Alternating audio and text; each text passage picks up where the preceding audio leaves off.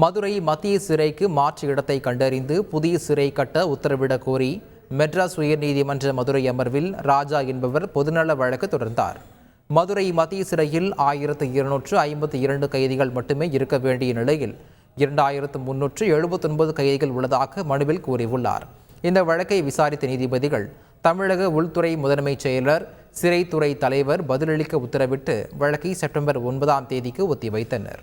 பிரபல ரவுடியான சீர்காழி சத்யாவுக்கு துப்பாக்கி சப்ளை செய்ததாக பாஜக மாநில வழக்கறிஞர் பிரிவு செயலாளர் அலெக்சிஸ் சுதாகரை மாமல்லபுரம் போலீசார் கைது செய்தனர். பின்னர் அவர் குண்டர்சட்டத்தில் சிறையில் அடைக்கப்பட்டார். இதை எதிர்த்து அலெக்சிஸ் சுதாகர் மனைவி ஆண்டோ ஜெனிதா சென்னை உயர்நீதிமன்றத்தில் மனு தாக்கல் செய்திருந்தார்.